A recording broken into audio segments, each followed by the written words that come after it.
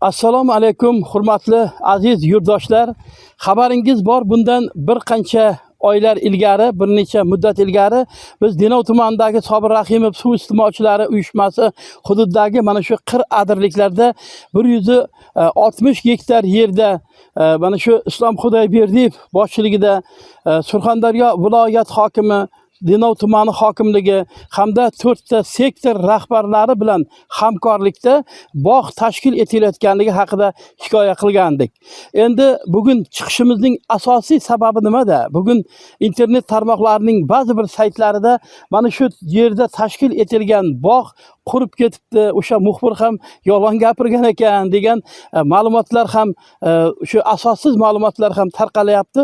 Albatta har bitta ma'lumot ortida inson hayoti yotganligini, shu odamlarning taqdiri yotganligini, ular atrofida, shu muxbirlar atrofida ham hokimlik yoki bo'lmasam o'sha ishni tashkil etayotganlar ortida, yonida insonlar bilan birgalikda mehnat qilinayotgan bir zahmatli bir daqiqalar borligini ham hisobga olish kerak. Men masalan xafa emasman.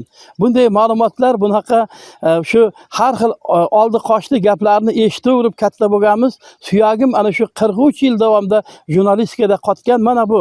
Masalan, daraxtni oladigan bo'lsak, o'sha 2,5-3 oy oldin ekilgan bo'lsa, mana 1, 2, 3, 4, 5, 6, 7, 8 ta meva beribdi. Bu karlikovoy yong'oq. Bu o'zi odatda tez pishar bo'ladi va nihoyatda ko'p hosil beradi. Bo'yi nihoyatda baland bo'lib ketmaydi. Odatdagi yong'oqqa o'xshab, lekin mana shu ham hosil bergan ekan. Mana bu haligi ham baland bo'lib ketgan bilan birgalikda mana 3 ta 4 ta hosili bor ekan. Demak, mana shu kichkina bo'lishiga qaramasdan nihoyatda ser bu meva tugadi. Bugungi kunda mana shu yerda ekilgan yong'oqzorda biz yong'oqzor deb to'g'ri aytyapmiz, chunki bu yerga faqat 8,5 gektarga yaqin joyda yong'oq ekilgan. Yong'oqlar umuman olganda ekilgan daraxtlar nega bugun mana shunaqa chiroyli bir manzara kasb etdi? Bu yerda tog'lar bag'rida bir necha oydan beri uncha yomg'ir ham yaxshi bo'layotgan yo'q, lekin mana ko'ryapsizmi? Sangardak darasidan kelayotgan mana suv Chilmurod daryoga, Chilmurod kanaliga va Chilmuroddan mana shu bo'linayotgan joydan bu yerga suvni tepaga 950 metrga tadbirkor Islom Xudoyberdiyev tortib keldi va bu yerda 160 gektar yerda jami bo'lib 35 ming donaga yaqin mevali va manzarali daraxtlar ekilgan. Bu aniq fakt, aniq ma'lumot hamda mana shu joyga qariyb 885 million so'm haligi mablag' sarflandi. Mana shunaqa jumraklardan 500 dona, sifatli jumraklardan 500 dona qo'yilgan va jumraklardan chiqayotgan suvga shlanklar ulanadi. Tepada ko'rib turganingizdek, mana bog'bonlarimiz, bu yerda ishlayotganlar, mehnat qilayotganlar, mana allaqachonlar shu daraxtlarga suv berish, shu daraxtlarni parvarishi bilan shug'ullanyapti. Bu ba'zi bir do'stlarimiz, ba'zi bir internetni tomosha qilayotgan o'sha bizning muxlislarimiz sizning ortingizda ozginagina 3-4 gektar yer turibdi, siz 160 gektar yer deysiz deydi.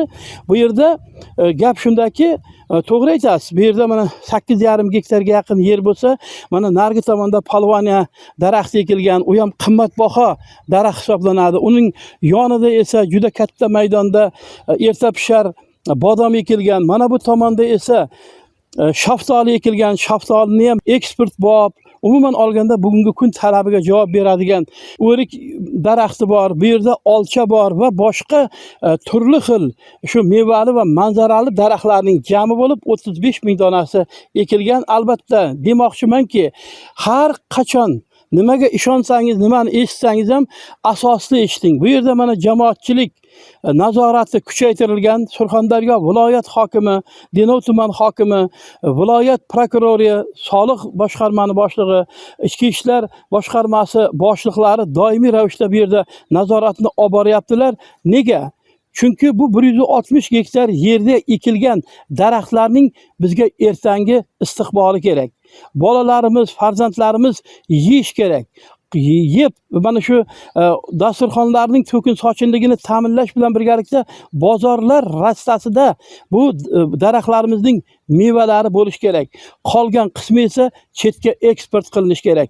Biz har bitta qilingan ishning ortida kelajak borligini, kelajak avlodlarimiz borligini unutmasligimiz kerak va demoqchi bo'lganim bitta, oldi qochdi, yolg'on yashiq ma'lumotlarga emas, aniq asoslangan va o'sha faktlarga, to'liq ma'lumotlarga ega bo'lgan xabarlarni eshitish kerak, ishonish kerak va eng asosiy kelinglar.